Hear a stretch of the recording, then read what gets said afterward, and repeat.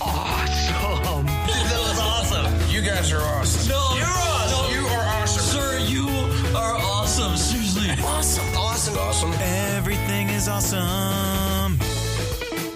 Welcome to this week's edition of Everything is Awesome. I am your host, Kev, and this is a show where we sit down and talk to awesome people about awesome things. And this is what I like to call part one of State of the Pod. State of the Pod 2025A, if you will. And this is where we look at the best of 2024 and we look ahead at what we're looking forward to in 2025. I'm sitting down. I like to do these episodes with my best friend, Mike DeAngelo, because he is a person who is also very much into pop culture. And, you know, while our paths cross, they also diverge in those things. And I think it makes for an interesting conversation. Last year, I think we ended up doing a 3-parter. This year, we attempted to do an hour. We got you, I think, in and out in about an hour and 45 minutes. So that's what you're looking forward to here. I'm going to keep the intro and the outro kind of short here because I'm a week behind in getting this to you.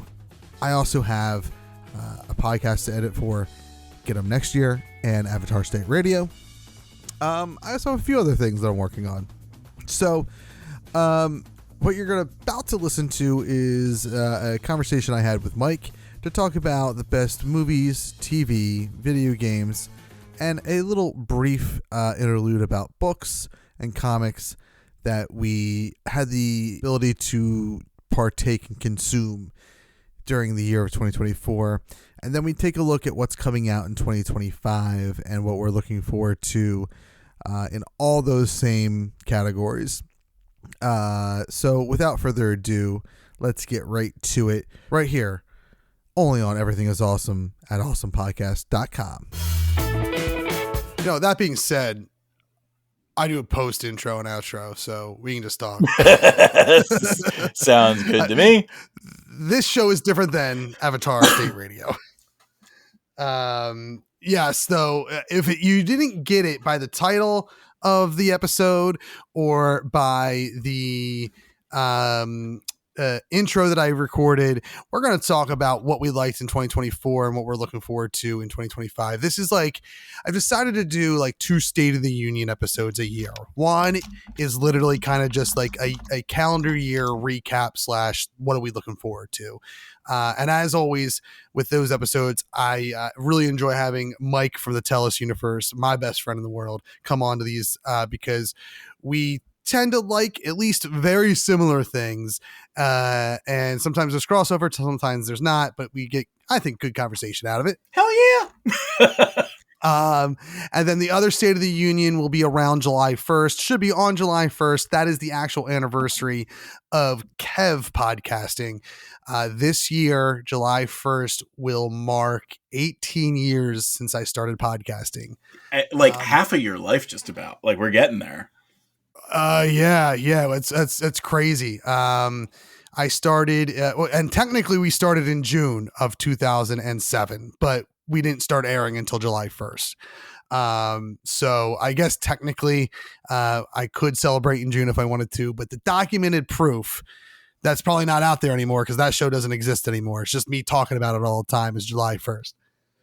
Nice. Anyway, I do want to say before we get into our main topic of like, so we're going to discuss for the first half of the show, like the movies, the TV shows, the games, and any kind of reading we've done over the last 12 months, 2024 specifically, that caught our fancy, tickled our fancy, and then what we're looking forward to in 2025, which, you know what, I prepped for the first half of the show, not so much the second half. Yeah, same thing for me, and I barely even did the first. But I want to say, if you're listening to this is one of like 2 or 3 episodes in the next few weeks that will be brand new recording, hitting your ears within a week of me recording it or so. The big plan last year fell through, but I have all that recorded content and we're releasing it now. You've just listened to Steve Cooper and Anasaya. They dropped the last 2 weeks. You look forward after this. You can look forward to Mike from Doom Thugs, Ben Beck, We got Tonya Todd, Jordan Spector, and a few others that are going to eventually round out our season 2 in it's looking like June. Oh, and then we have a bunch of episodes from season 1 that we never released that will be part of the season 2 release structure, and that will take us through June 23rd of this year. So, and that's going to include things like panels from the now defunct Great Philadelphia Comic-Con, from the now defunct Wizard World, and then we have some stuff from Fan Expo over the last 2 years that never made it onto the feed. So a lot of cool interviews and panels that we never really got to share with y'all. We'll be sharing. Hell yeah. So that's what you can look forward to for Everything Is Awesome. We'll touch more on that because a lot of times when we talk about what we're looking forward to, sometimes it's the stuff that we consume, but a lot of times it's the stuff that we are looking forward to ourselves.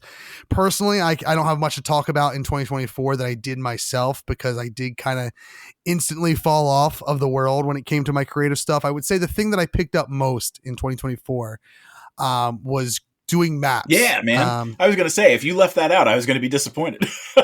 Yeah, no, maps was the one thing I picked up that I really enjoyed too. Now I did again fall off of it a little bit by the time like November hit.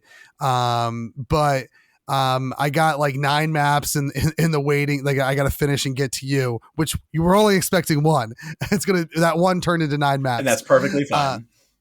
And then there's a bunch of maps that I just kind of want to do. And then I have a process that I have in my head going forward for A, bigger maps like that, and B, how to do spoilers. I did maps for myself and when I say for myself, to share with the community. And then Mike commissioned me to do some maps for his Kickstarter that I got 4 of the 5 turned in already. And this last one is just the way it all kind of came out was like, oh, this is going to be big. Hey, I have a question for you related to the map making. Are you like one of the explorers? Like, do you have the beta access or no? That's a good question. I have to check. I don't know. They just released a new feature where like the layers are all custom now. So that you could say like, I want a brush layer above an object layer, and you can have multiple. Oh, that's sexy. Yeah, and sexy. You can do a clipping mask on one layer that doesn't affect the stamp on another layer. It's really, really cool. That's going to be so helpful. And I can't think of a certain instance right now just because it's been so long since I worked on a map using those tools, where like wishing for something like that. But that's going to be super helpful for stuff. But I will say, and maybe I'll touch on it more, I have a plan for how I want to work on maps, specifically commission maps because your commission maps are, for at least the Kickstarter, are like open-ended. It's like, hey, what do you want to do? And I give you ideas and you approve it. Yep. So I have an idea like to kind of keep it so that it's like, all right, it's going to be good. It's going to be far simpler than creating 9 maps and for one thing. And that comes from a lot of the work that you've gotten either done yourself or that you have had commissioned from other people to help contribute to your world. I'm like, yeah, maybe I'm just kind of overthinking everything. Maybe and I think that probably happened to like you when you first started too. It was like, oh, I want to do this map and let's just throw everything but the kitchen sink into it. Mm-hmm. Absolutely. Anyway. Yeah. What big things did you work on personally in 2024 before we move into like what we consumed? Well, I mean, so 2024 I feel like we didn't have too many new things that I was experiencing for the first time. Like I think last year was the first year that we like officially were back at a convention, and we extended like out even further to other conventions. But the big thing that we did last year was it was our first ever Renaissance fair as vendors, and that was a really good experience because I feel like more than ever we hit the audience that we like really ought to target. It ties into this year because we applied to that one again, and we've applied to one in Jersey that's within driving range that occurs over 4 weeks. So we're really, really hopeful that works. The hope, of course, is that Printful gets their stuff together and I can print on our maps again, because right now I can't do any of that. So I mean, I do have a plan to pivot if I need to, using one of our favorite poster printers, but Gotcha. Yeah. that's only if I have to, because I really prefer the maps that we make. I feel like they're top notch. Yeah, I mean, so they're premium, right? Like, I think there's space in the world for the poster ones as well. Yeah, I agree. But I think So- if I had to make a preference of one versus the other, I would like to do the maps, like the double stitched, like 20 by 40 maps that we make. Because I can make it work with our maps, but there's more that I have to do to make that magic with the posters. And I'm all for it if I need to, but right. c'est la vie. Any big Tellus things drop? Yeah. What? Tellus kind of fell off the board. You know, like the last big one that I released was the trilogy for Adelia, and I think that was 2023, not 2024.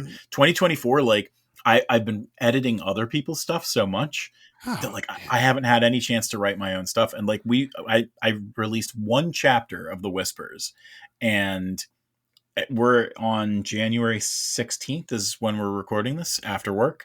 And I still have not done the short story that's associated with the Christmas card. I feel like you ran into that last year too, for different reasons, but yeah. Well, and you know what it is, you know, a big part of it is like we've both picked up freelance work that, you know, for one reason or the other, for good or bad, has prevented us from working on our own things as well. And that's like, and when we talk about 2025, like there's a big change in that I want to do anyway. So I think we're going to start with the movies of 2024 that we enjoyed. I know I probably this is the list that I curate the most. This is the list that I make sure is as accurate as it's going to be. I think I missed some things in this list, but not necessarily because for 2024 itself. My total count of movies that I watched is probably off, and I don't actually have that in front of me. I think it was around like 50 to 60 movies I watched total in 2024. That's a lot. That's a decent. That is a lot. You're talking more than one every week. Right. And what I did watch that was at least new to me in 2024 was a total of 28 films, 23 of which were released in 2024. I'm not going to go over all 23 of those films. I'm just going to kind of go over my top 10. I don't know if you have a top 10 in front of you. I'm trying to go through the wiki right now for all the films that released in America in 2024, just to figure out the ones that I actually watched. Well, while you're doing that, I'll kind of just do a quick rundown of my top 10 of 2024. If I hear you mention something, I'll be like, hey, I watched that too. You know what? But first, maybe I should give some honorable mentions here. Some honorable mentions here that didn't make my list for one reason or the other is one is actually a comedy special. It's classified as a movie on Letterboxd, so that's why it's in here. But I didn't rank it. Was Taylor Tomlinson's Have It All. I do really like Taylor Tomlinson. Yes, she is hilarious. And I really, really like her stand-up specials. I've watched all of them. She has a new one coming out this year at some point. And then the other one that was like a short film that just missed my top 10. It was in my top 10 at some point. Was called The Turnaround, and it was released on Netflix. It's about Trey Turner and how the city of Philadelphia came together and did a standing ovation that helped him turn around his season the previous year in 2023. So they're my honorable mentions. I'll start down 10 to 1. Number 10, Godzilla Kong, The New Empire. Yo, I like, as I'm going through my list, there's so many movies that like were on my list of things to do, and like I never got to them. So like this Ghostbusters, like I'm it's weird like how much I didn't hit. And the funny thing too is, like, if I'm not mistaken, Godzilla Kong would have ended up on HBO Max. Like, it's probably right there waiting for me now. It actually might be on Netflix. I think I just saw it, but yes, it is on the streaming services currently, and has been. It may have started on Max and then moved to Netflix at some point. But I mean, and like now, I watch these movies because my eldest son, who day of recording turned 13, Trey, he like I can't get him to Star Wars. He likes Marvel, but he watches them so out of order. Like he watched Endgame, let alone before Infinity War, before all the other Marvel movies. So I have a headache when he wants to sit down and watch a Marvel movie because it's like so disjointed. But he really digs the Godzilla stuff, and we haven't gone back to even as far as 1998's Matthew Broderick Godzilla. That was the one in New York. Yes. But we've watched everything from this like Monarch. I don't know what they're calling it. The monster verse, the Monarch verse. Yeah. The only thing we haven't watched, but we started watching, was the TV series, which we're like maybe 2 episodes into that, and that's actually really fucking good too. Probably like that more than these movies because it's more world building. And if you listen to Avatar State Radio, you know I love world building. Nice tie in there. Nice tie in. Hell yeah. Venom: The Last Dance, surprise, is on my list, hitting number 9. I enjoyed that. Did you see that? I didn't. We were talking about maybe watching it this weekend, but I don't know for sure if that's going to be the movie that we watch. And I don't know, like our schedule is up in the air, so I don't know like if it's going to make sense to watch it. We might want something a little bit more chill. It is. I mean, if you're a fan of the Venom movies, it's a good movie. I love that universe. I think that there was a world where Sony could have done their version of a Spider-Man without Spider-Man universe if they did it properly with Venom as the linchpin, and they really dropped the ball. Yeah. Hey, did you hear the report that came out that said that there has never been any reason why they couldn't have used Tom Holland? Interesting. I did not know the entire decision to leave him out had nothing to do with Marvel Disney. It was all Sony saying, "Yeah, we're going to leave him out." That's so. I mean, the only reason you do that is so that you don't confuse audiences saying that this is part of the MCU. Yeah. Right. Yeah. But like, man, like at the very least here, I think that you could have done something where you link it to whether it be Andrew Garfield or Tobey Maguire's Spider-Man, and like just you could have kept those characters as smaller roles since you were focusing on the villains. There's so much you could have done. I have my own thoughts. I have like you know that meme of Charlie Day from It's Always Sunny, like conspiracy theory board. Yeah. Like I have like that inside my head about how you could have done the Venomverse right. That includes a way to do all these movies that ultimately failed for them. Yeah. But I digress. Number 8, Argyle. Yeah, Argyle is on my list too. I really enjoyed it. I know that a lot of people said it was trash, but like it was a Matthew Vaughn movie. It was exactly what I expect to see with his stuff. Like, and I do think that he's going a little bit crazier as he ages. You know, like his stuff gets a little bit more out there and wonky and everything like that. But I don't have any problem with it. I think it's great.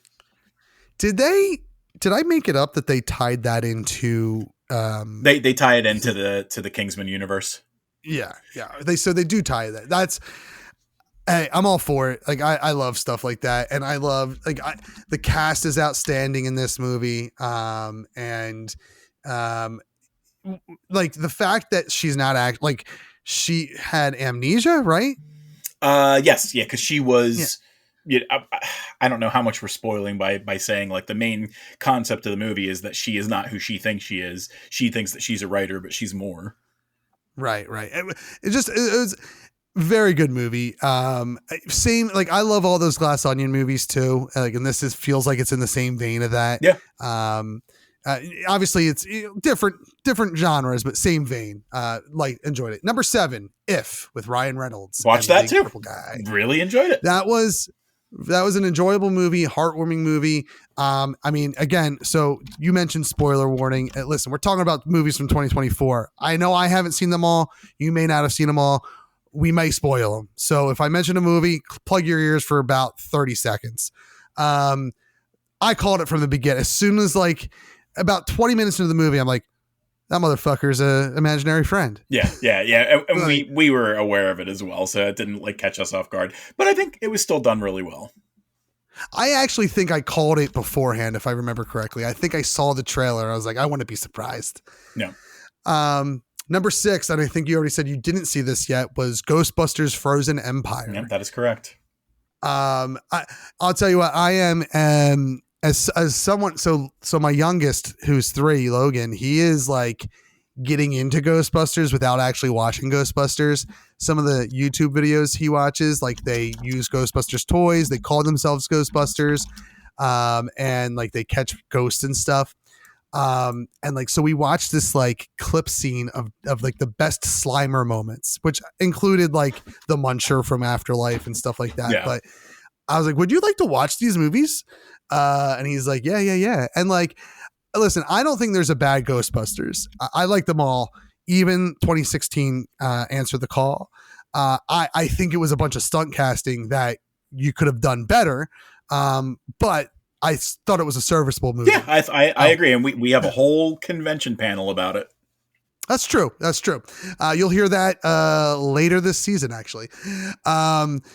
But Frozen Empire, I thought was really good. It felt like I'm just ready to move on from the old guys. I appreciate that they were there in Afterlife.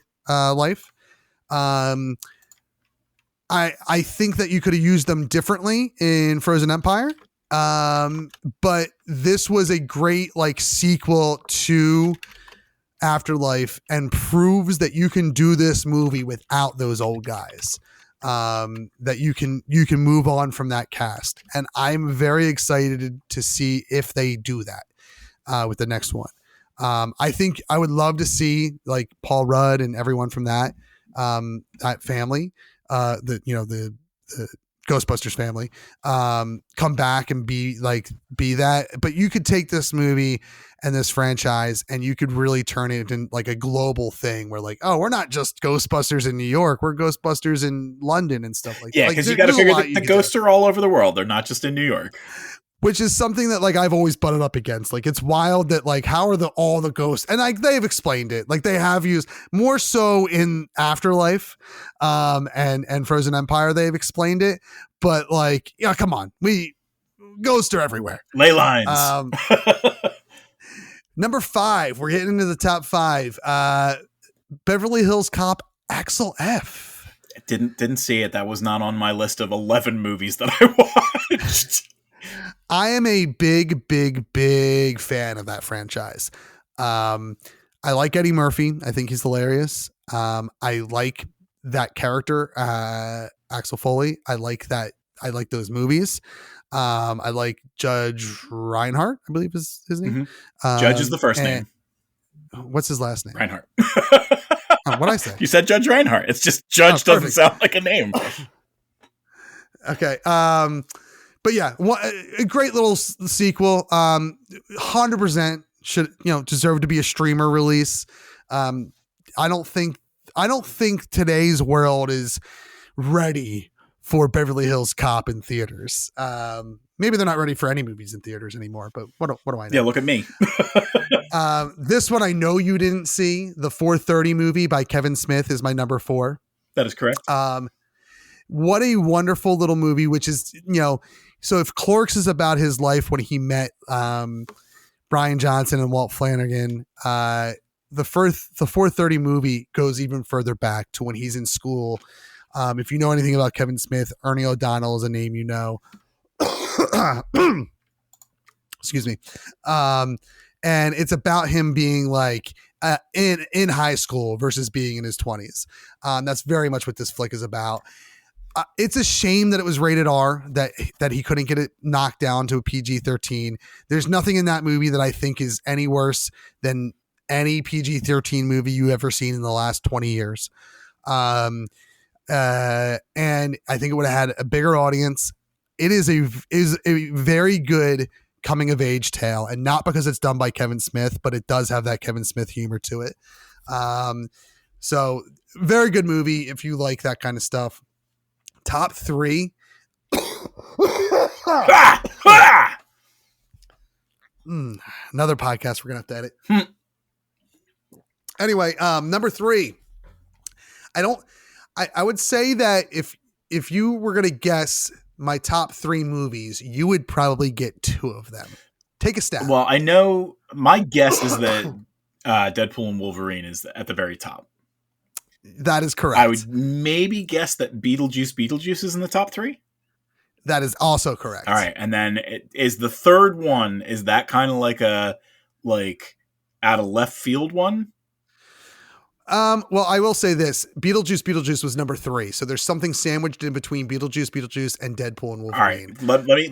We don't have to do 20 questions, but give me 3 questions. Was it in theaters? Okay. Yes. Was it a horror? No. Was it animated? Yes. Was it Inside Out 2? 100%. Yeah, buddy. Yeah. All right. They're my top 3 movies. I don't know. Is there crossover there? Because if so, we'll just run down your list. Yeah, I've got them on my list. I don't have mine as a top perfect. 10. Perfect. Yeah, but I'll try and keep those at the bottom 3 so that we can talk about them. So let me scooch that down there and scooch that down there. So this again is not this is not in any particular order. This is just when I was going through the list of movies that came out. These are the ones that came out this year.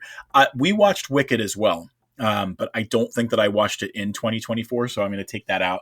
And it was a good movie to some extent. I watched it under duress. Let that be known. I haven't seen it. So I'm going to do what I think is probably the one that would have slid out of the top 10 for me. This was recommended to me by one of our coworkers, Bobby Primetime. There was a movie that came out on Netflix, Unfrosted, which was like a mockumentary sort of Pop-Tarts.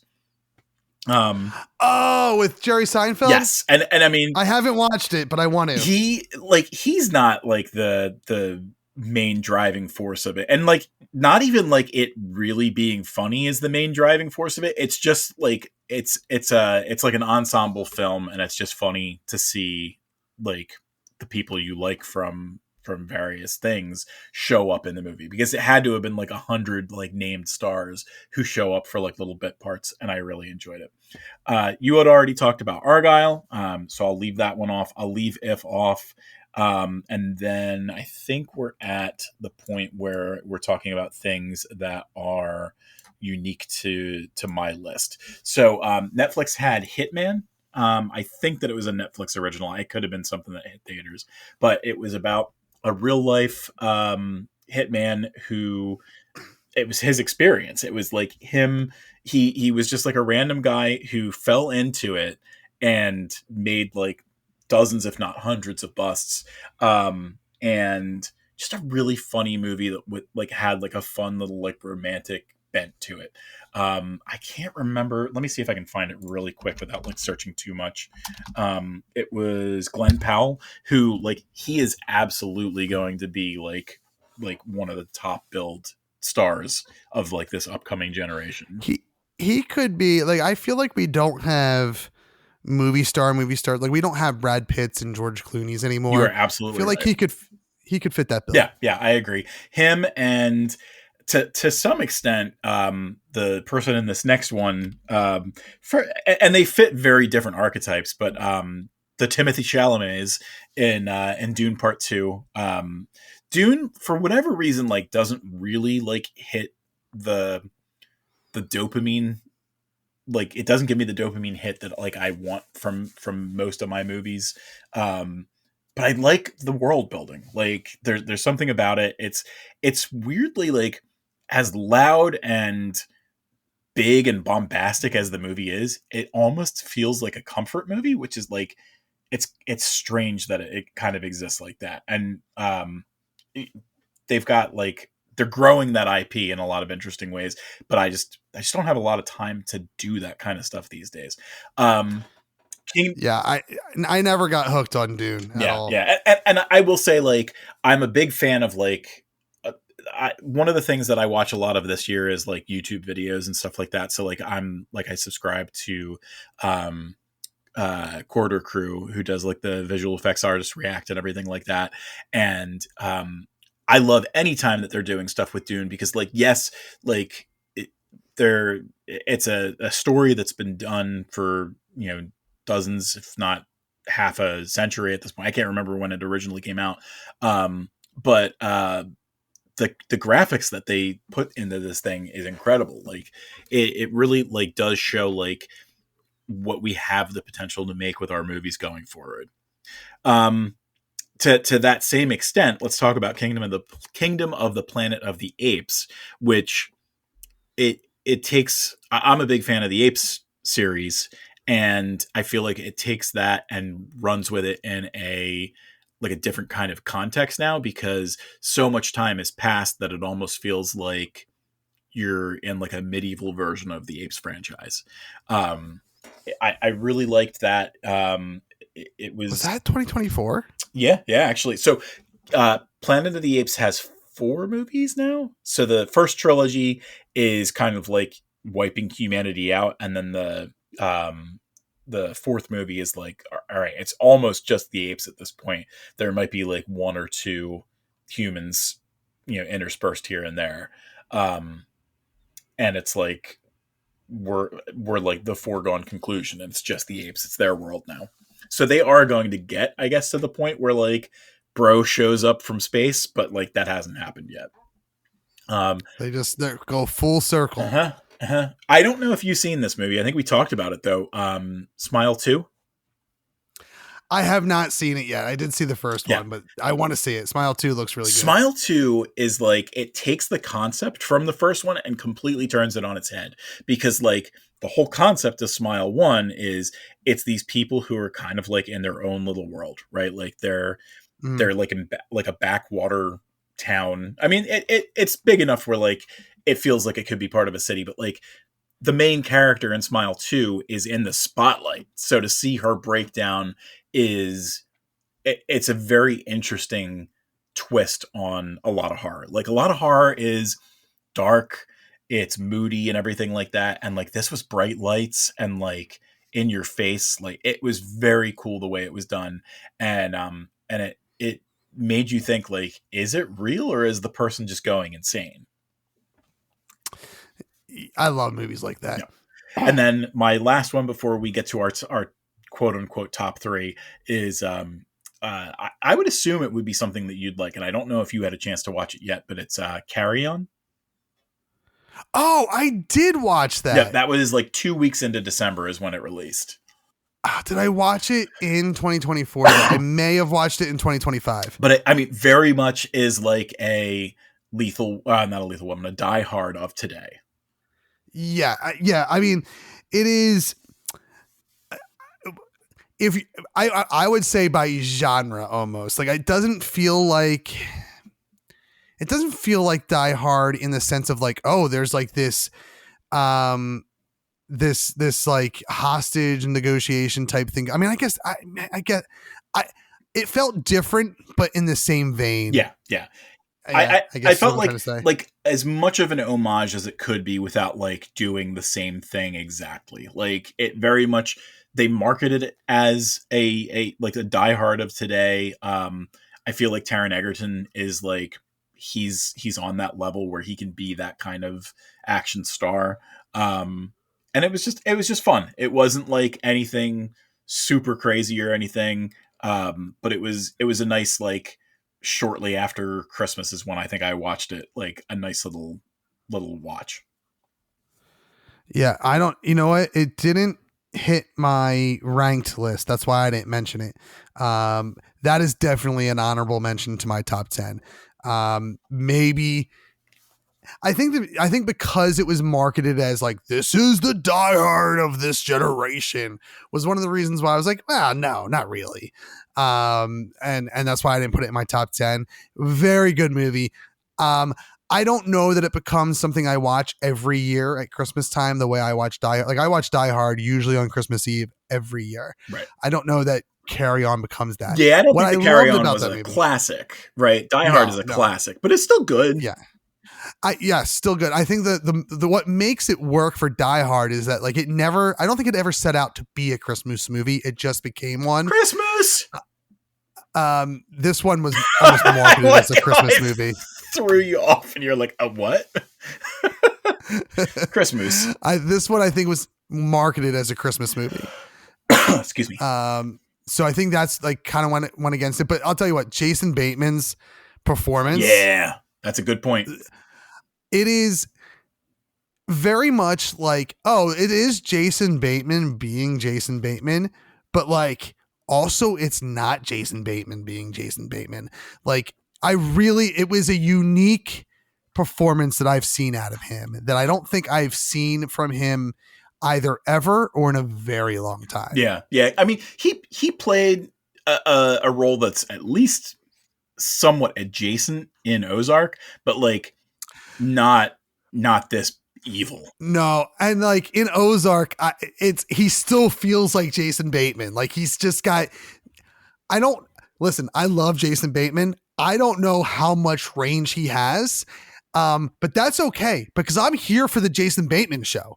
Like, just give me Jason Bateman being Jason Bateman. That being said, yes, in Ozark he does, and I didn't ever finish that series, so like I maybe watched the first 2 full seasons, so maybe he gets way darker in the other seasons, but like I wouldn't say that I was like rooting against him. Like I understand what's happening to him in Ozark versus this movie. He's a straight bad guy, right, and doing it for money from what it sounds like. Right. All right. So that leaves Beetlejuice, Inside Out 2, and Deadpool and Wolverine. I want to, because we're already at about 35 minutes, so I do want to go a little quick. But we'll leave time for Deadpool, Wolverine. Beetlejuice. What a great sequel. I mean, what did you think of it? I loved it. Yeah, I did too. I think like that's when you're doing like a 30 years later sequel, like that's the kind of stuff that you want to see. It paid homage to the original in a lot of good ways. It didn't feel like it overstayed its welcome in too many places. Like it hit all the notes that I wanted. Yes, it is way better than their original idea of Beetlejuice Goes to Hawaii, though I would watch that movie, to be honest. I feel like what you do is you redo the cartoon with that as like a season. Yeah, that you could totally do the cartoon. I would even, dare I say, you reboot the cartoon to fall more in line with like the movies, so that like him and Lydia aren't BFFs, and you do like anthology cartoon Beetlejuice. I think we just hit a home run. Yeah, buddy. But you're absolutely right. You do something like that. The only thing that I was a little disappointed about was the Maitlands. I feel like you could have paid homage to them without featuring them in a different way than just like kind of throwing away their name. Yeah. And mentioning it once and being done with it. I feel like there could have been a better way to pay homage to those characters. Right, which is weird because like why did they throw it away? I mean, maybe based on what was going on with like Alec Baldwin and Rust and everything, but like you had a sex offender whose character you kept very much intact. Right. You may not have used the guy, but I think that, and I read somewhere like it was like, listen, like when the Maitlands were there, like it was very much a story about family that included them as part of the family. We're going a different direction, and I don't know if that's just the excuse they gave because they didn't want to include Alec Baldwin or whatever for whatever reason, but that was if I had to say one negative to that film is that it did not pay homage to the Maitlands the way I wanted it to be. No. Inside Out 2, what another perfect sequel to a movie franchise. Yeah, and again, like I feel like they ramped things up in a good way. I don't know necessarily that it hit all the same notes that I would have wanted to make it better than the first one, but still very, very serviceable. I didn't have Bing Bong, you know? I needed some reference to Bing Bong, and it would have been a perfect 10 out of 10 for me. Right. What I really liked about that is that, like, you know, as someone who I don't deal with anxiety and depression as much as a lot of other people, but like I've had my bouts with it, and like seeing that like translated in a way that if Inside Out is really kind of for like kids of that age to understand their emotions, and Inside Out 2 is about like kids becoming teenagers and growing and getting a whole new set of emotions, and this movie is trying to help them understand that. Like, it does a really good job, not even just for teenagers. Like it helps explain to adults who don't deal with these adult emotions on a regular basis. It really teaches them like what it is that someone's going through to experience those emotions. It's just a lovely fucking movie. Anything that has any kind of emotional weight. And we've talked about this in years past. I don't know if it's because I'm a parent now. I don't know if it's because I'm older now. Whatever it is, like, the emotional shit is what I'm here for. And this movie delivers on all levels. Yeah, buddy. Which leads us to Deadpool and Wolverine, which led to all the emotions in different ways, for me at least. Like, this is, dare I say they were correct in that Deadpool is Marvel Jesus. Yeah, man. And I mean, it'll be interesting to see, because that was the last Marvel movie that I believe we saw in theaters, and the next one is going to be Captain America, and I don't think that it's going to perform well. Yeah, so Deadpool and Wolverine, listen, the reason it performed well, right, is not because it was a Deadpool movie, not because it was a multiverse movie, but because it was a Deadpool and Wolverine movie that then you find out pays. This is not an MCU movie. It is, but it's not. This is a pre-MCU movie. Mainly Fox, but it does touch on some other characters. I guess mainly just spoilers, Blade. Right? And then it also touches on the characters that never made it to the screen. Again, spoilers, Gambit. Mm-hmm. This was, for anyone of us that has been ride or die with these movies since, you could argue since Blade, but I think Blade in the 90s never felt like, honestly, I didn't realize they were Marvel movies until I was already, in high school. So like, unless you were a diehard Blade fan or Marvel fan, you probably didn't know they were comic book movies, because they didn't market Blade as a comic book movie. Right. But if you went to the theaters and watched X-Men 1 several times, like you and I did, I'm gonna fucking get emotional talking about it now. That generation of movies meant the world to me. Yeah, that and your Spider-Man, and to some extent, like, even your Blades and stuff like that. Like, it really was. That was before the world was going to shit. There is still hope. Right. And like, I mean, like, I will forever have the memory of X-Men 1 and them going through the Liberty Bell or whatever the fuck. And like, oh, Cyclops is about to blast Wolverine. Hey, it's me. Prove it. You're a dick. Like, that scene is cemented in my head forever. Yeah. Like that, like, God forbid I ever experience dementia or something like that. That is a scene that will never fucking leave me. That's the one that gets you out of whatever funk. Yeah. And so, like, to see them treat these characters that meant the world to not just like us as moviegoers, but very much meant the world to the current day generation of filmmakers making these movies. Kevin Feige included. I mean, he was I think a production assistant or some shit on X-Men 1. Right.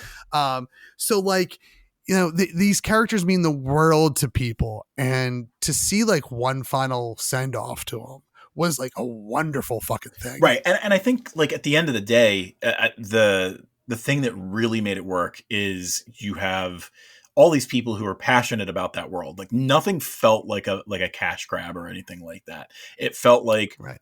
Number one, Ryan Reynolds is like, he feels indebted to the role of Deadpool.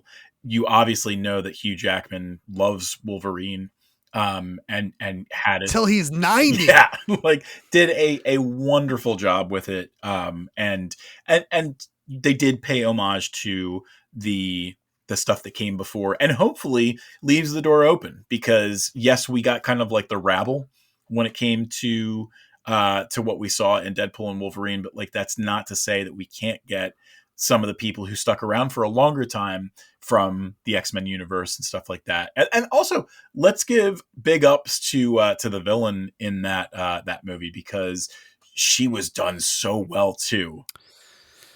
Yeah, I mean, Cassandra was great, and then even Paradox was great. I mean, in a movie that you had so much, I mean, I honestly, not only did the studio have riding on, but in a movie that, like, listen, like, we're all here for it. We're all here for one more time, ride or die with Logan. And we're all here to see what you guys do with these characters, and to see like obvious cameos and stuff. I mean, there was so much going on, and they made it, work for the most part. There's not much I would have changed about this film. Yeah. So, I mean, and I don't know that I've talked about this film very often, because like it as we sat here talking about it, I realized how much this movie really meant to me emotionally, and going even further than what it meant to me, a diehard fan of not just the MCU, but of all these movies that like the MCU built its back off of. Like I went and saw it with Jen and Trey, who give two fucks about anything before Iron Man. Right. Don't know the worlds before Iron Man.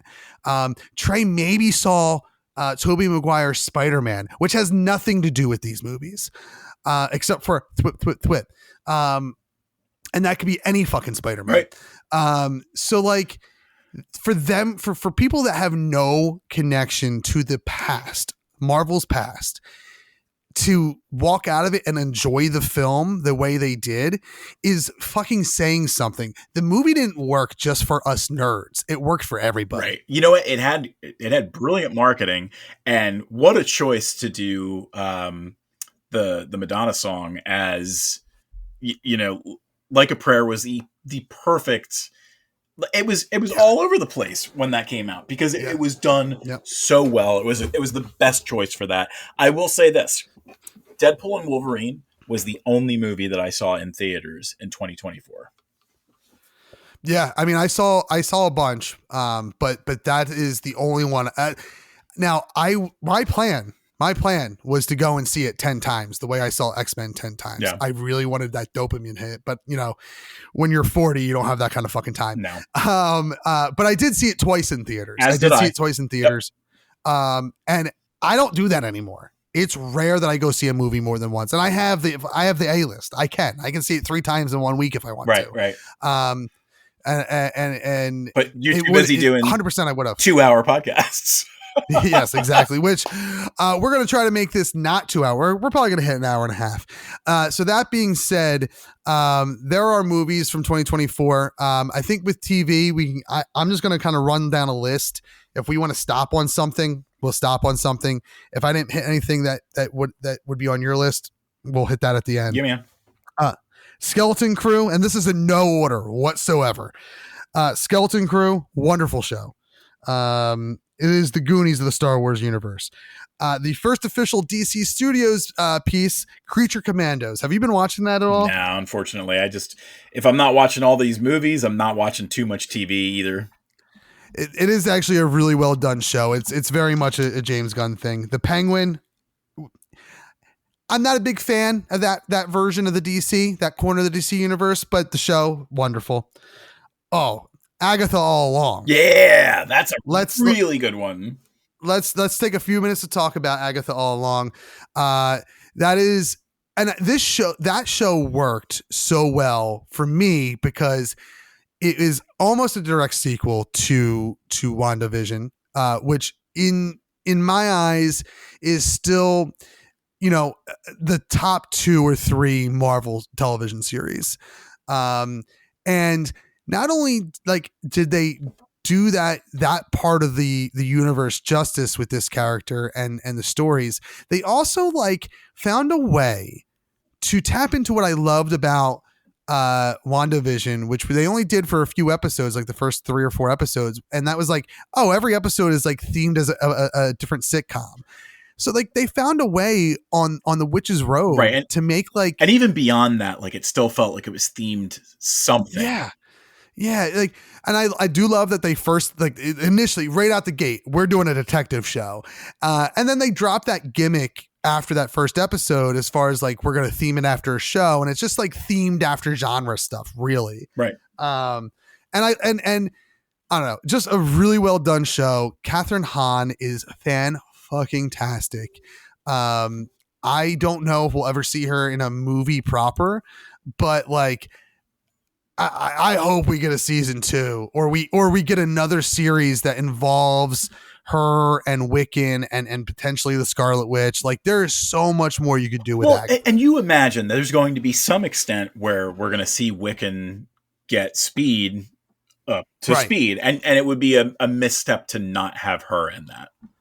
Yeah, I mean, I want to say that like she is one of my favorite characters in the entire MCU. And that's because of Catherine Hahn. Yeah, I agree. Bad Monkey. Did you watch this? Is that the Vince Vaughn movie or show? Yeah. No, I didn't watch it. I just saw it as I was moving through some stuff. It is, politics aside, like it is a wonderful show. If you like that kind of, like, I love like that, like detective, like psych, monk, characters welcome. Hey, this was a characters welcome show. With that in mind, have you seen High Potential at all? I have not. I think especially now that you're dipping your toes into the It's Always Sunny of it all, I think you would really like High Potential. Yeah, I'll have to write that down when I'm not sitting here. That's if it's a characters welcome type show, I'm for it. Like, I love that shit. Yeah, it's a story of the week, like show that feels like it could exist alongside Psych, Monk, even like to some extent like The Rookie, because it's a crime solving show. I will say that Bad Monkey isn't an episode of the week thing. It is a story over a long stretch of episodes. I say long stretch of episodes. I think it's 8. Yeah. Not long, Okay. but it's still that in this, it's like a drama version of that stuff where you're getting a season long story. I like, to the point where I want to go read the book. That's how good the show is. Fallout. What a wonderful fucking show. Yeah. Like, that is how you do. We're getting to a point in life now where video game adaptations can be good, because Fallout was great. Twisted Metal was great. Last of Us is great. Like, but Fallout, I think, was above all the others the premier video game movie. Do you think it was technology, or do you think it was like the passion behind the showrunner or filmmaker? Because now, again, we have the age of people that are making these things. They would have grown up with video games and comic books and stuff like that. I think it's definitely the latter, because you could make Fallout without any. You could make it with all practical effects if you wanted to. The only thing that you couldn't do was the ghoul, right? Because the ghoul, and I mean, to some extent, you could even pull that off. It just wouldn't be as impressive. But absolutely, like, it's just because people are passionate enough to know that you can do with video games what MCU's best movies can do for comic book movies. Right. Dead Boy Detectives, which is in the same universe as Sandman. Yeah, actually, on Netflix. Brianna forced me to watch that. She did something really cute, and I can't remember what it was, but I said, because of this, I'll watch this for you.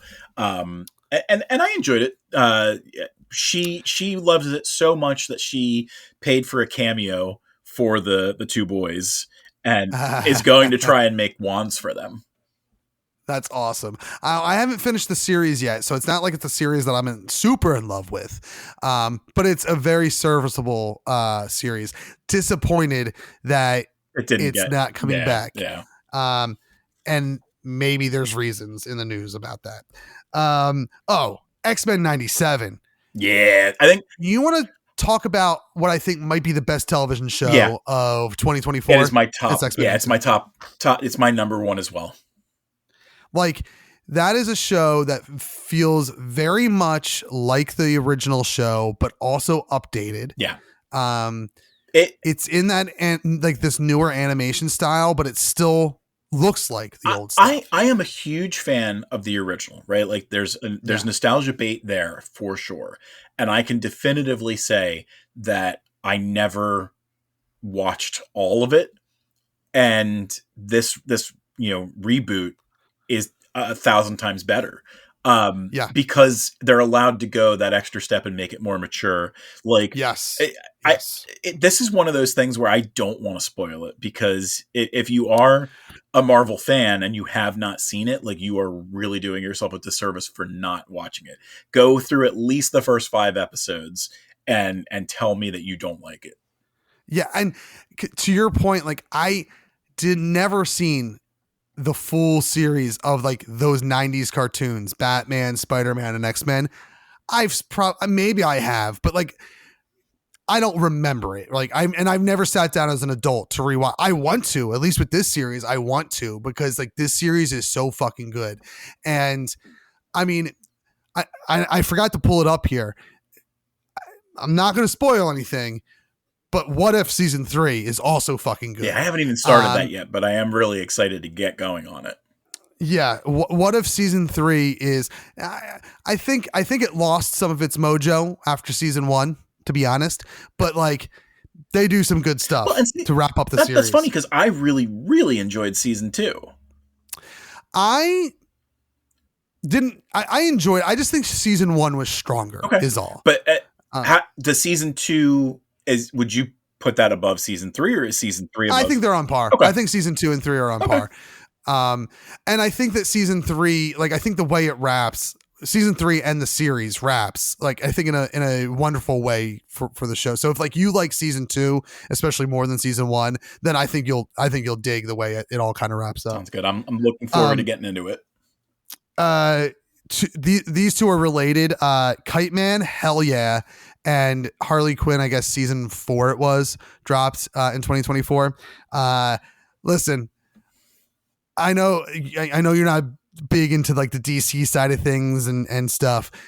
The Harley Quinn cartoon show is fucking phenomenal. And then this show, Kite Man, that spun out of it is actually so fun. Now I'm a little disappointed because there seems to be things that contradict one show from the other, and they're supposed to be in the same universe. But it's a fucking cartoon. I don't care. And you're going to give me Kite Man, the lamest supervillain, owning a bar like it's Cheers. So fucking good. Well, there you go. You almost, I'm almost at a point where I'm sold and interested.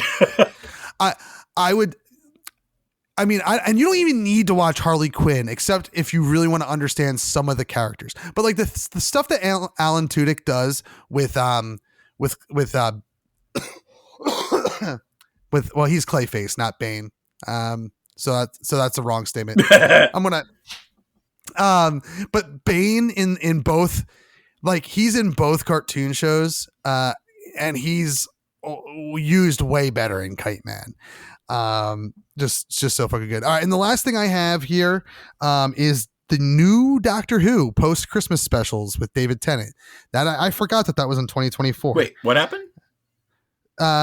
Doctor Who with like the start of Space Babies debuted. Oh yeah. I'm sorry. You phrased that in such a way where I thought that there was some Tennant specials that dropped. No. Those aired, I think, in 2023, and then in 2024 we got the new Who, right. The new Who. Right. There were some pretty good episodes.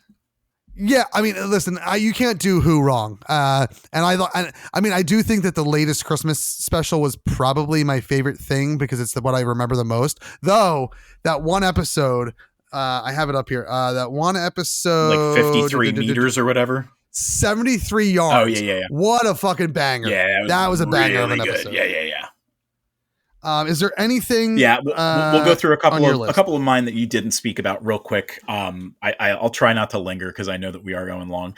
The English teacher, which almost anything that I'm watching on streaming. The English Teacher was on Hulu. It is. I don't think that anything else besides maybe Deadpool and Wolverine this year made me laugh as much as English Teacher. I know that they've got 8 episodes up. I don't know if like it's been like it had like a full order. I hope it did because it is hilarious television. We've got we talked about X-Men 97. What do we got here? I had like my list. You already did Creature Commandos. We talked about Fallout. Here's the one thing that we didn't talk about because we briefly talked about High Potential. FX's Shogun. Oh, you spoke very highly of that show. Yeah, Shogun is spectacular television. It is my Xbox achievements list is going nuts for some reason, and I don't know why. Shogun is it is a perfect 1 season show, and I'm kind of disappointed that it got renewed for 2 more seasons because it's based on a book. I don't know where they're going with it. I don't know. And let's give a little bit of a shout out to 2 other shows that are unlike regular television, and that is The Floor with Rob Lowe as the host. It is like a game show where like different experts in their quote unquote field will try and see if they can outwit people who are experts in their field. Very, very fun little game show there. And then while it's not a 2024 like introduction or anything like that, I want to give a shout out to Taskmaster, which has been super fundamental in like a lot of the shows that we've been watching lately. We've gone, I think in 2024, we went through like 16 seasons of Taskmaster. Oh, wow. Wow. Yeah. I don't know. So like we named a lot of things. So it does sound like I watched a lot more than I thought, but I can't recall sitting down and like binging anything. Not to the extent of Taskmaster. No. Yeah. I mean, I would say, I guess maybe It's Always Sunny would have been the closest, but like I can only watch a handful of episodes before I need to move on with my day. Well, I'll tell you what, we were also watching Avatar. Oh, that's true. Yeah, I watched a whole lot of Avatar in 2024. Nope. All right. So I think we move on to games and then we maybe skip books unless you actually read a bunch of stuff. But I mean, when I'm reading these days, I'm reading to edit for somebody else, to promote for somebody else. So like, I don't read for pleasure anymore, which is sad to say. Right. I try to, but it is increasingly difficult. I had as always, a light year in games, so I'll go through mine super quick. As Dusk Falls, which I think we actually talked about last year. It's like it's almost like the Walking Dead Telltale game. It's in that vein. Played some Fallout 76 this year. Yeah, we even played once or twice. Yeah, again, the timing of everything, we need more time. Played some South Park: The Stick of Truth for like 5 minutes. Was that a remake or was that you just played it from? I just played it. Like, these aren't 2024. When it comes to games, I'm not giving you 2024 releases at all because I don't just really games know. You played in 2024. Yeah. I played a bunch of Fall Guys. Star Wars Outlaws was a 2024 release that I probably played the most when it comes to a 2024 or any game really. It's probably what I played the most in 2024. Would have liked to play longer, but again, time gets in the way. It's also I didn't get to play it, but my plan was also to play Indiana Jones in 2024. That looks phenomenal. Yeah, I haven't played that yet either, and it was amongst one of my most anticipated. Yeah, I mean, I had plans, and I had to change. I had to adapt, so I didn't get to play it yet. And then I also, because Trey plays Fortnite, I've played a lot of Fortnite this year with him. A lot of Fortnite and a lot of Madden. I'll usually play with Trey. So nothing big, nothing huge, nothing outstanding, except for maybe Star Wars Outlaws. Yo, bro. What? This is like where you shine. This is absolutely where I shine. So I'm going to try and I'm going to omit some of the games that were like little casual games that maybe would go under some people's radars unless I really enjoyed them. And I'll spend a little bit more time with some of the bigger games. The very first game of the year that was like one of my big ones was Prince of Persia: The Lost Crown, which I'm a huge Metroidvania fan, and it looped in like the old school feel of Prince of Persia, like the precise maneuvering and everything with like just really good boss battles, like really good concepts. I love the power set that you get in Prince of Persia: The Lost Crown. I will say this, and I don't know if you have the same feeling as I do. I absolutely fucking hate how Ubisoft makes their games and starts to work on their DLC, because I'm looking at my achievements as I'm going through this list, and I didn't get to 1,000 anyway because half the shit was bugged when I was playing, but they've since done DLC, so the achievements have gone up. And if I've played a game and I've beaten it, so much time will have passed before the time that I can go back and play the DLC that it's like I have to relearn the whole fucking game, and I don't have time because I'm playing other games. So like I'm going to start getting Ubisoft games late, I think, because I just can't do it otherwise. Yeah, I'm not a fan of the way, today's gaming works with DLCs. Just give me a fucking sequel. Right. Well, and not everybody does it, right? Like Ubisoft and like EA and stuff like that, like they are big proponents of let's fuck this up. Every Ubisoft game I feel like has something. I'm trying to go back to one of their games, Phoenix Rising or Phoenix Uprising or whatever, because there was a couple of DLCs that I got like their battle pass, and I didn't get to play most of that, but that's a 2022 or 2021 game, so we don't have to talk about that too much.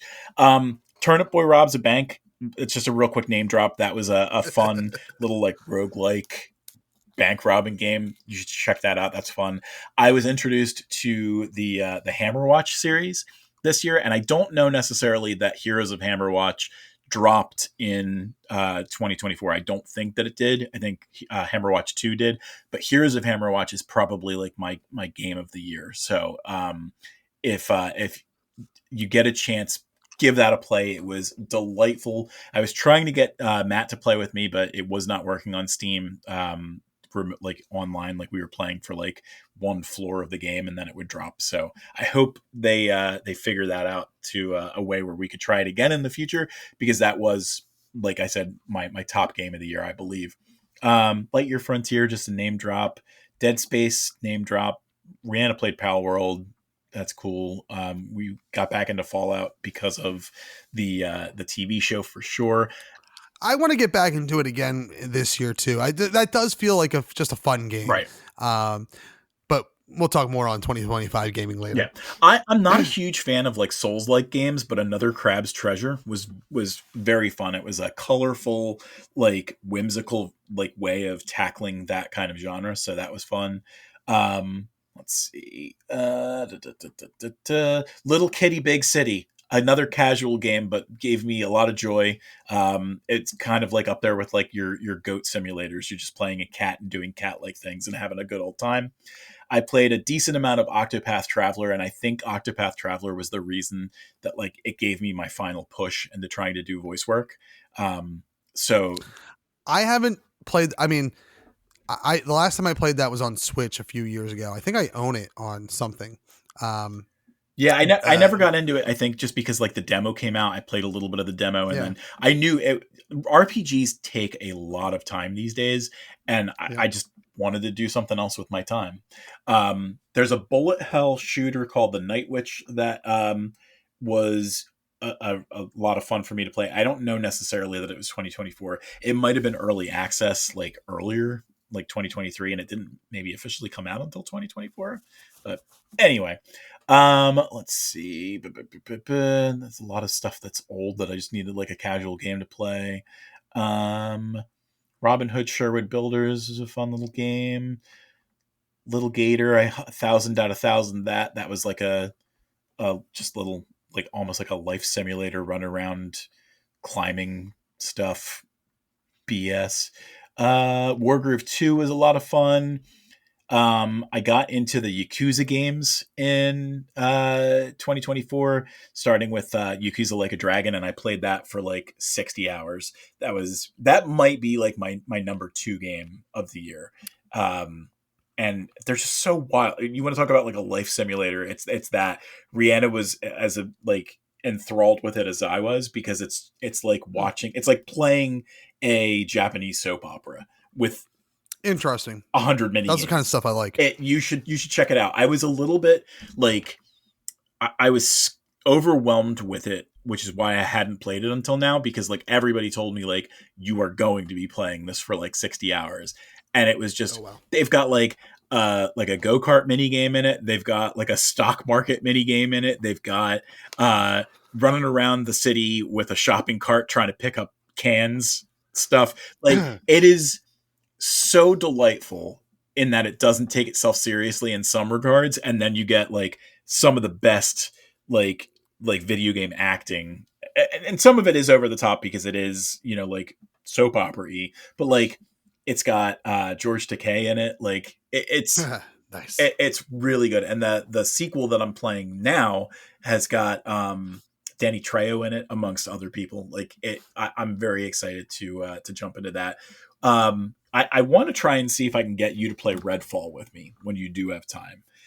It's like Borderlands plus plus vampires. Oh. And Ooh. When it first released, it might have even released in 2023. It was it bombed like hell. Like the AI wasn't working. You could walk around like a cop car, or any car for that matter, and like the bad guys would just stop shooting at you. But it's touched up enough now where it's very, very enjoyable. So I would ask you to give that a look and see if it's something that might be up your alley. And we'll see if that does the trick. And then there were 2 Nintendo games. Legend of Zelda Echoes of Wisdom.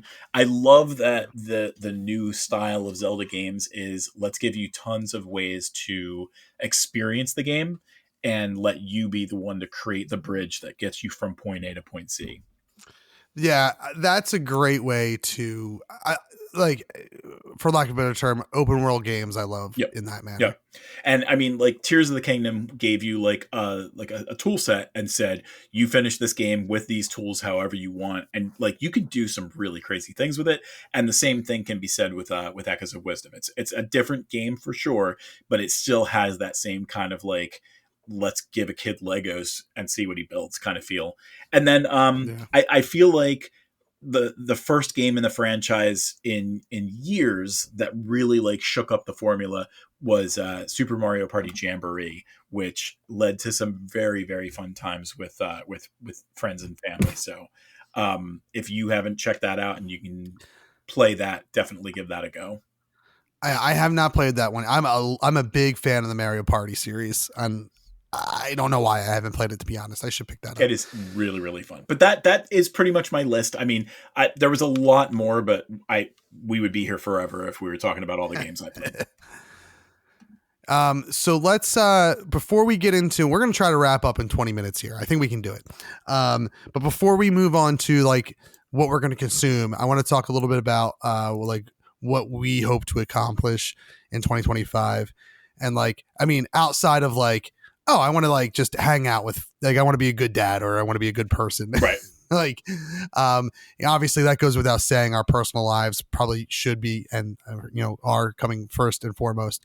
But like, we're also creative individuals. So what do we want to do in 2025 creatively? This is actually what I'm in the middle of, like having a crisis of faith about, because of having gone to a funeral recently and being on the other side of 40 now, and like, oh, what does it all mean? So like, I'm very much in the process of still figuring that out. But like, if I were to pick like 3 things that like I'm really looking to try to do, and that's hard to do, to say 3 things, and that's what we're going to do. We're going to limit everything that we're talking about going forward to 3 things we're looking forward to in 2025. And not in any particular order, just 3 things. For me creatively, like, I think for sure, like I got my book outlined. I spent a good chunk of 2024. Yeah, I have never seen you more close to delivering on like, and to be fair, it is a huge ask, right? Like, a lot of people don't seem to realize writing a book is a lot. Like, you can write a book, sure. can you write a good book? And this is your first opportunity to try and write like a good book. And I'll be there with you like every step of the way to try and make sure that like when you are ready to get this out into the world, that like it's ready to hit as hard as it can. I do wish that like I could find a way to make the story work as a shorter like novella, because I feel like, all right, if I'm going to try to write 3 books so that they release all within like a year of each other, like they should be shorter. But that being said, like the story has been in my head for 24 years, so like the story is what the story is, even though it's changed and morphed over those 2 decades. I'm never going to shorten it. It's just not going to happen. So but yeah, that would be my biggest thing, I think, is like putting the metaphorical pen to paper, and getting that first book written, and near completed by the end of the year. Excuse me. I also want to focus on stuff with like Starboard Media and trying to get that to a point where it's self-sufficient, having a couple more clients. Ideally podcasting clients is where I would like to go, because that could lead towards some really cool things in the future, as far as like studio space is concerned. But that also kind of like Starboard Media also kind of encompasses like doing more of this, like more podcasting and more of the other things that I like to do that are not necessarily related to writing or anything like that. And then I think like the big thing is like getting a game of D&D set up that is like for Trey to play, and like because he's shown interest in it, and like I want to like, all right, we're going to encourage this. So that's like my big thing. My big 3 for 2025 is to creatively and that game, even though it's like more personal than it is creative, it's gonna be directly related to the book series as well. So like it is kind of two birds, one stone. There you go. I would, just so you know, like I'm completely on board with something like that. I know that like there had been like some wiggle room around like stuff that we were doing in the past, but I think that it was just kind of like the logistics of the characters that we were making, the expectations we had. So I think that there is still room for that kind of stuff there for sure. For my stuff, I definitely think that I've pivoted Tellust in a big way towards a tabletop experience. Like almost all of the book stuff has fallen behind. And while I definitely would like to get back to that at some point, I don't think that this is the year to do it. Unfortunately, I had just taken at work a much more different role, and it takes up a lot more of my time. And I think I'm going to have probably a couple more months of getting used to it before like the timing of it makes sense. I know that like I'm getting better at the things that I'm doing, and I know that I'm getting quicker at the things that I'm doing, but I would imagine it's not going to be like back of my hand until probably like May, June. So I just, there's no way for me to solidly say that I'm going to be able to get like a full book out this year or anything like that. Maybe a short story here and there. Like I'm even writing short stories for other people as a freelancer, but that's just not going to happen. So my big 3 are going to be related to tabletop, to some extent. The big one I think is something that I don't have control over, and I hope that it works out in our favor. But I'd like to get to both of those Renaissance fairs that we applied for. We applied for the one in Doylestown again. That's going to be like August, September. And then we've got a 4-week run in New Jersey if they approve us. And I'll find out by like mid-February at Columbus, New Jersey, over by like their flea market area. I feel like the Renaissance Fair that we did in Doylestown had roughly about 6,000 people over the 3 days. And I think at this one, you're hitting like 10,000 people per weekend. Damn. Yeah. So I'm really, really hopeful for that one. I know that like the D&D stuff is like starting to pick up speed at Ren fairs. Like they even have a little bit of D&D stuff at the main one in Lancaster. But, that makes so much sense. Yeah, and Rihanna is, I don't think that anybody, like, not to throw shade on anybody who does similar crafts, but I don't think that anyone does wands as good as Rihanna. Um, like everybody has, their style, but like Rihanna's wands feel so personal and feel so pop culture-y, like when they're meant to, that I think that we would be like a really good hit at these Renaissance fairs. And I hope that would be a good reason for them to want to bring us back. Yeah, I will say like those wands are like artisan wands, right?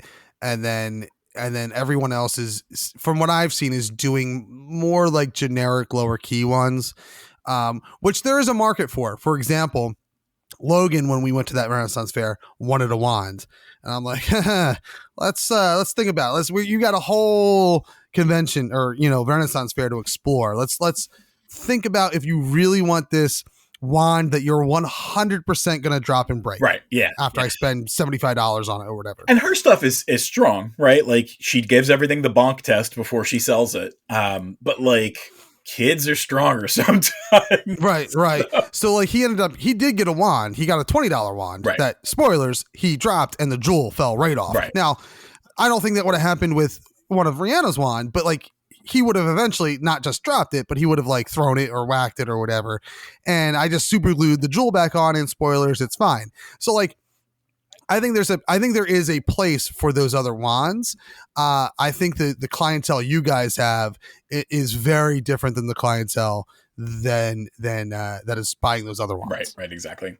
Number 2 is just keeping it up with the maps. I haven't done one of my own maps since before the Kickstarter started, because I've been doing so much like upkeep on other stuff that's been coming to me. It's delightful that I've been getting the maps from collaborators, but it does, like, there is still work that needs to be done when I get them, because I have to go through and make the variants. I have to go through and do like all the work that is needed to put them on Patreon, Drive Through RPG, the point of interest documents, all that kind of stuff.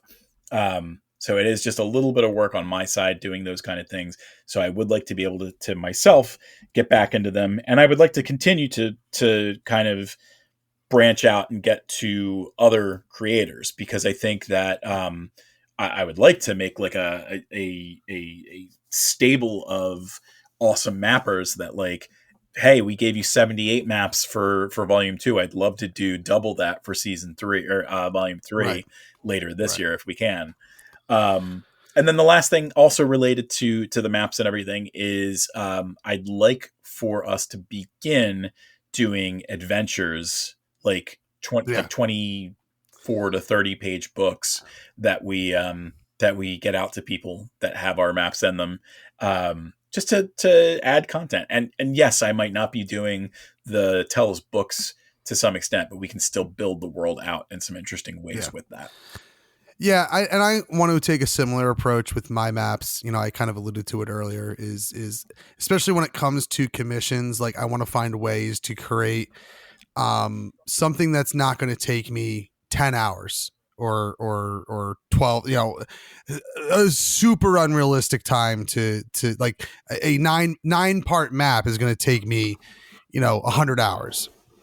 I guess what I want is a 10-hour map. Like I want something that's going to take me 10 hours. It's a simple environmental map that is special for whatever reason that I put into it. And then save those ones that are a little bit more heavy for stuff that I might be producing, work for. That doesn't mean that it can't actually live in both worlds, if it's a good fit. Or I like now with your stuff, like the maps that I already made for you, I'm like, well, I already have like other sectors of this map that I want to do now. So like there's all that stuff that I have in my head that eventually needs to spill out at some point. But yeah, I want to do this. And like, I really kind of want to, like, I want to get 6 months of my own stuff like prepped and ready to go. And that includes the maps, the points of interest, and the the ventures to go with each map, and then like the overall like one shot campaign that goes with all 4 maps. Like I want to get all that, like 6 months of that all done ahead of time, so that I can start posting it to things like Patreon or Drive Through RPG on a regular basis, so that it's not like, oh, I fell behind and now I can't post anything. Right. All right, so I do want to do a quick shout out to 2 books that came out in 2024 that I'm either in the process of reading or did read. That is Batman. God, was it Batman Resurrection? I believe. From Jim John. I forget the author's name, but it takes place directly after Batman 1989. And I'm in the middle of reading it. Sounds like Clayface is going to be the big bad. Really cool. I do like Clayface. I feel like he's underutilized. Yeah. And then the other book is from Chuck Wendig, called Black Orchard. It's just a horror supernatural story about an apple tree, basically. And he's a local author who has written for Star Wars and a bunch of other things. He did Wayward and Wanderers. Wanderers was the first book. Wayward was the sequel, which was like kind of a almost like a pandemic level book that he wrote before the actual pandemic. Both involved bats. Anyway, Chuck Wendig is a wonderful author from the Bucks County area. You should read his stuff. Yeah, you should. All right. So after you read Mike's stuff, of course. All right. So to kind of move through quickly with movies, TV shows, and video games, I figure we can each pick 3 things that we're looking forward to from each category. I'm not going to talk about any comic book movies. Assume if there's a comic book movie coming out, I'm interested in seeing it. That being said, I'm probably looking forward mostly to Superman out of that little subgenre. So you get 4 out of me. I cheated a little bit. There is the new Jurassic World movie is coming out in 2025, supposedly. Rebirth with Scarlett Johansson. Looking forward to that. I'm always in the mood for more dinosaurs. I believe this is a Blumhouse film, Wolfman. Yeah, Wolfman. And I'm pulling this list from IMDb, and they're saying these movies are releasing sometime in the year 2025. And then God, there's 2 more. I'm gonna pick this one because it's more out of left field. Peter Pan's Neverland Nightmare. Did he become? I'm a sucker. He became public IP. I think Peter Pan's always been. Hasn't he always been public IP? I mean, not always for sure, but. Well, I guess so. Wendy Darling strikes out in an attempt to rescue her brother Michael from the clutches of the evil Peter Pan. Along the way, she meets Tinkerbell, who will be seen taking heroin, believing that it's pixie dust. I mean, that part makes it less interesting, but I like the idea of an evil Peter Pan because, like, in the original work, he's kind of a dick anyway. Like, I believe modern storytelling has turned him into the hero, but he's kind of not the hero. Right? Yeah, he's stealing children. Right. So there are 3 that like are, I'm looking forward to. I'm obviously looking forward to all the comic book movies, probably a little bit more other than maybe Jurassic Park. I'm really interested to see what that franchise is going to do, how they're going to continue, whether they keep on calling it Jurassic World or not, or they move on to something else beyond, they want Park, World, Universe, maybe. I don't know. So this one is going to be called Jurassic World Rebirth. I wonder if that's a working title for now, though. I mean, they have a poster with it and everything. Yeah, but that's it could be that's big. not a final poster. For me, I don't. Jurassic Park has always been like a key franchise for me, but I don't know that it's like at the top of my list. I know that for me, I do want to see Superman. I think the comic book movie that has me the most excited. It's not Fantastic Four. It's Thunderbolts. Yeah, that looks good. Thunderbolts looks really good. I think I've heard that both Thunderbolts and Captain America are going to be bad, but I have hope for Thunderbolts. I hope that they had enough time to clean it up and do what they need to do. Listen, I want Captain America to be good. I think it will be good. I think it's going to be like the Marvels, and I think people are going to shit on it because they're assholes. Yeah, very well could. I do want to see the How to Train Your Dragon movie. I'm a big fan of the How to Train Your Dragon animated movie, so I'm excited to see it in live action. And I never got on board with that IP. So I'm even more excited because in Universal's Epic Universe, the new park that's opening down there, they have a whole land themed after How to Train Your Dragon. And then the Blue Cats Avatar has their third movie coming out at the end of 2025, and so whenever I talk to a mutual friend of ours, he thinks that the Avatar State Radio is about the Blue Cats. Which friend? JJ. Oh. From next year.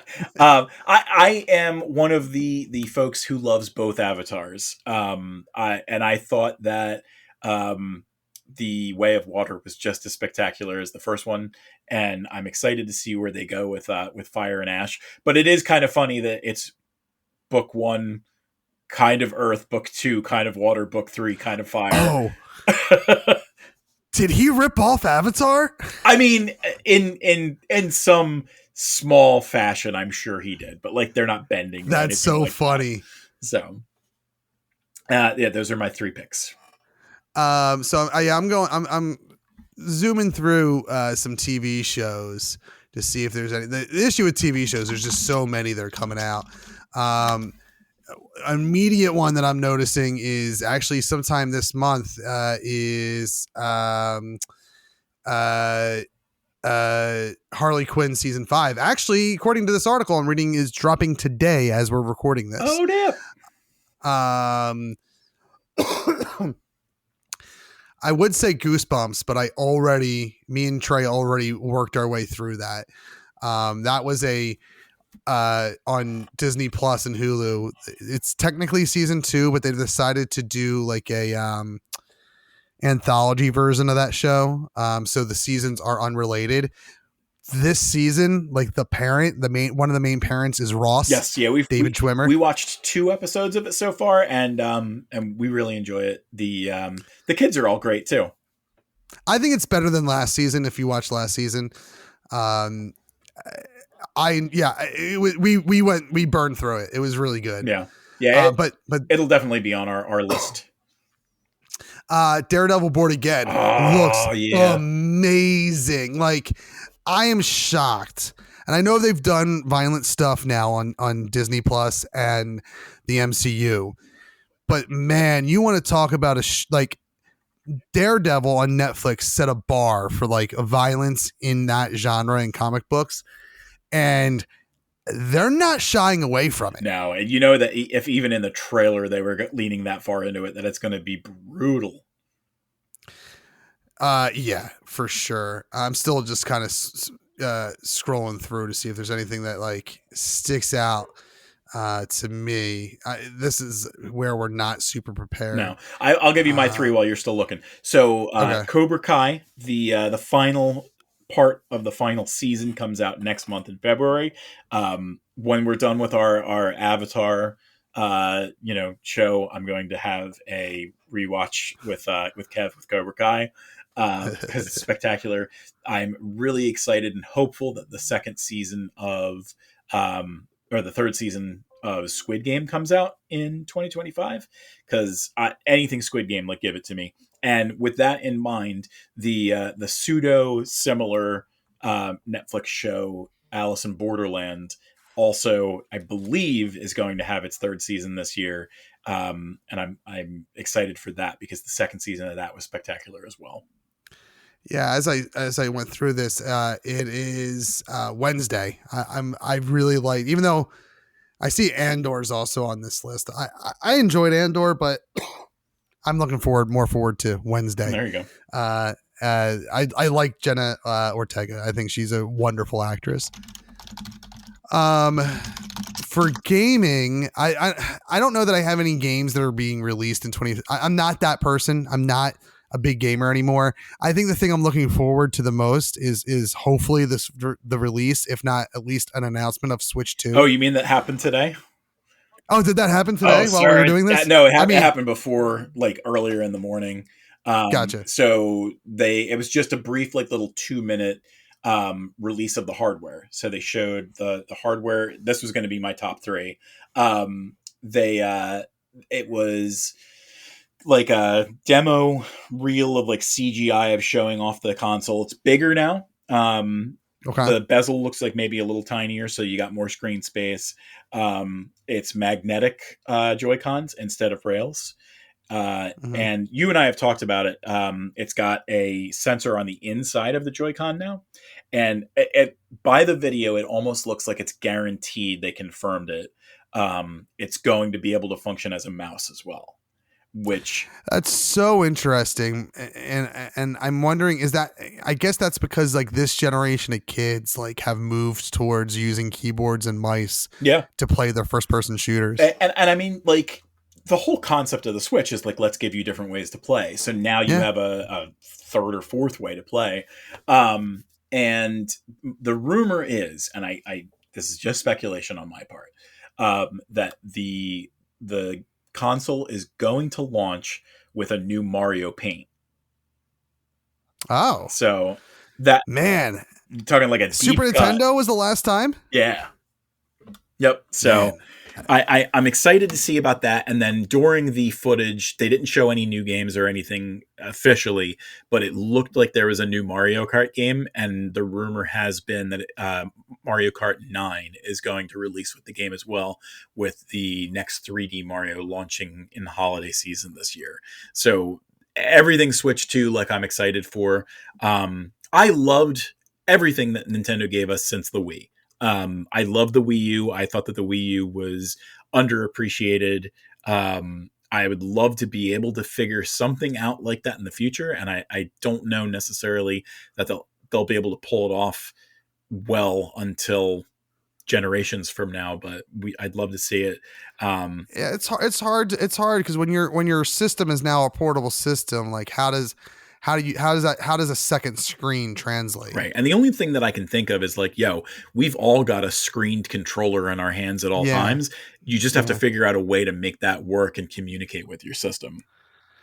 yeah. I mean, I think what you do right is there's third party technology, Backbone I think it's called, where you put your phone in there and now you can play like Xbox Cloud on your phone using this Backbone thing as the controller. Right. So I think the move there is you come up with like a Nintendo branded version of that works within like a Nintendo app of some sort that syncs up to your Switch so that you can like have that second screen and it's your controller. So like you know, similar to like that zombie game where like you would have to look down, like use the Wii U tablet thing to like look at the lock to unlock it, but then you had to like look around for zombies too. Like that's how I could see that working, is like instead of inventing like a whole new contraption that's going to cost money, probably a $50 adapter for your phone and an app that is included with your Nintendo yearly subscription or whatever the fuck. Yeah. Yeah. I liked the idea of doing something asymmetrical with the Wii U as well. Like when Nintendo Land came out, like a lot of the stuff that we were doing was like playing that game where you were like chasing after people in Mario, or when you were in Luigi's Mansion and like you were the ghost and you would be able to see where everyone else was, but they wouldn't be able to see you. Like I love that idea for like couch co-op, because I feel like online has brought us together, but it's also separated us a lot. And I'd like to be able to get to a point where the experience that we have in the same house it is more like party themed. You know, like I Yeah. play games that are more casual these days. Every now and then, like I'll jump into something else. You know, like I played hours and hours and hours and hours of whatever the Skyrim in the space game was. It was a game that I enjoyed but didn't enjoy at the same time, because in a way it was casual as well. But like, anyway, Yeah. tangent. It's funny because I've talked about how like, oh, like, you know, I see Trey sitting there playing Fortnite, and he's playing it the way that you and I and other friends would play Mario Kart, or GoldenEye. Like it's multiplayer co-op or against each other, but it's all virtual. And I don't know if I feel like you're losing something when you're not in the same room, but maybe you're not. It's just a whole different generational thing, I guess. But I think other two things that I'm looking forward to doing with gaming outside of the Switch 2 is I do want to play more of Outlaws and then play Indiana Jones. I know they aren't 2025 things, but I don't care. Right. I'm probably the only 2025 thing I'll probably get to is potentially a Switch 2. And it sounds like Mario Paint and maybe Mario Kart 9. Outside of that, like I tend to go backwards and play. Right. I haven't played current or forward in forever. So like to that vein, like Fallout 76, like all the games we talked about earlier, I'll probably be wanting to do. Yep. I'm going to do a quick shout out to a book that I'm planning on reading that released in 2025, and that is man, I should have prepared the book title. Here, I don't want to. You go look, and I'll talk about the other two games I got to talk about. Okay. So I've been spoiled because of Game Pass, and there's two games that are coming out, one in February, one in March, that both have like that open world feel to it. One is Avowed, who is made by Obsidian, which is the company that made Fallout New Vegas and Outer Worlds and stuff like that. That is coming out in February. And then in March, we've got Atomfall, which is like, it has a very like Fallout, but in the UK feel. And at the same time that I'm saying this, I have Fallout London on my computer, which I could be playing. And just for whatever reason, there's more comfort in playing Atomfall on my Xbox downstairs than I would have up here playing it on my laptop. Right. And the only other thing too is I was hoping that Chernobyl was going to be one of those games in 2024, and I played it for maybe like an hour or two and just could not get into it. So I'm saying these things about these games now, and I could be completely lying about it, and they might not be anticipated at all once I'm into it. So I found the book. I just want to get the name of it correct. It's not part of the Ultimate RPG series from James D'Amato, but it is called The Ultimate Fantasy Character Creator. From origin story to character voice, everything you need to develop original fantasy characters by a very good friend of the show and myself in real life, Jeff Stormer. I did see that, and it looks really good. Yeah, it's very much in the same. If you're familiar with those Ultimate RGB books that James D'Amato, RGB, if you're familiar with those Ultimate RPG books that James D'Amato released, it's very similar. The key difference is that this is like, even though he had a character book, this character book is focused on like characters, not necessarily for a game. Like this could be used for anything. It could be used for brand new characters. It could be used for existing characters. It could be used for characters for your role-playing game. It could be used for characters for your novel you're writing, for your audio drama, for your movie, whatever it is. I pre-ordered it. I got it yesterday, and I'm going to start reading it. I'm looking really very, very, very much forward to finishing it. Even though I probably will read it, not do any of the prompts, and then go through it again and do prompts. But it's just, I'm really happy to see like so many of my friends, you included, are like, oh yeah, we're just killing it with books. We're just putting books out left and right. But I've slowed down. I mean, I guess you're not putting books out left and right now, but you know what I mean. Right. I have 20 in my catalog. Yeah, there you go. Do you have anything in that vein that you want to shout out? Again, you're busy editing versus reading. Well, I'll tell you what, I may be busy editing, but that doesn't mean that I don't edit some books that I really have high hopes for. And just at the top of my list, we'll just do one big shout out like you did. There's a guy who I'm editing for who does the Dog of War series. And I've explained it to you as almost like Seinfeld, but Braveheart. It is just wild. Like the life and the day of this mercenary, and it's captivating for whatever reason. He writes action sequences and the thought process between their, behind this character so very well. All right. Well, so, I mean, listen, we didn't get you in and out under an hour and a half like I wanted to, but this was a 3-part episode last year that I think was an average of an hour and a half per podcast. So we got you in under 3 to 5 hours in a single episode. This serves as our, look back to the previous year, look forward to the next year. We'll do this again in about 365 days. Though I think Mike will be back with us in a couple weeks, when we do a anniversary for Everything Is Awesome. February 1st, is the 9-year anniversary of Everything Is Awesome. Time flies, man. So half the amount of time I've been podcasting, it's been with Everything Is Awesome. Yeah, buddy. So we'll be doing something for that, just to kind of like chat and whatnot. But other than that, I've already dropped what's happening that you'll see in the next few weeks. So until Mike and I catch you in about a month or so to talk about the anniversary of Everything Is Awesome, you can find Mike at... Oh, dip. I need to say that. So you can find me at tellus.com. You can also find me on a couple of premium sites, patreon.com/tellus, tellus.etsy.com, and battlemapfantasy.com. Or we're going to be resuming some streaming and video services soon. So you can find me on twitch.tv/thattellustguy and youtube.com/@worldoftellust. And once again, Mike, thanks for hopping on. Yeah, buddy.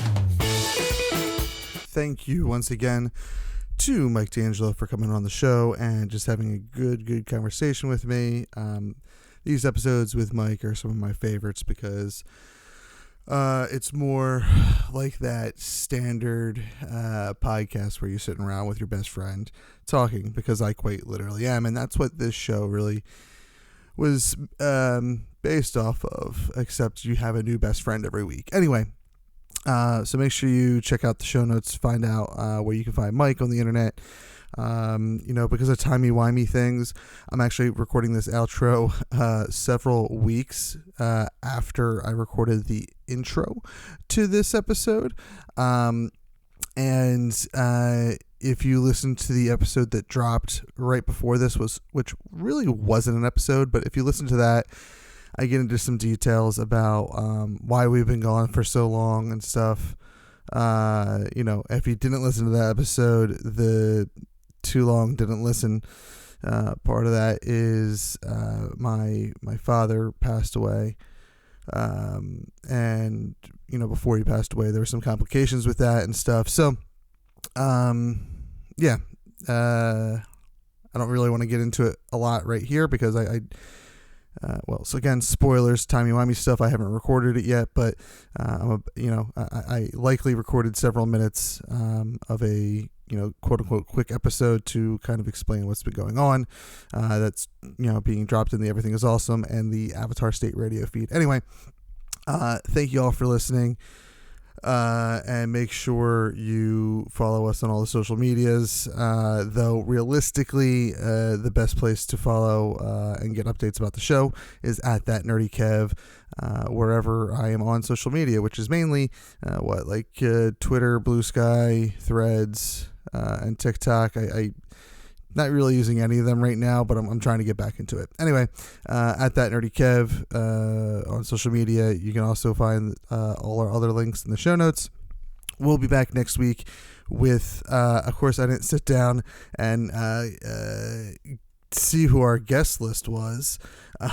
So let me do that real quick. Let me riff while I do that, huh? It's been a crazy, and yes, I know what you're thinking. Oh, you can just edit the recording so that you don't have all this riffing in the episode, but that's not what we do here. No, why would we do that here? Our next episode is going to be Mike from the Doom Thugs podcast. Then we're going to have Ben Beck.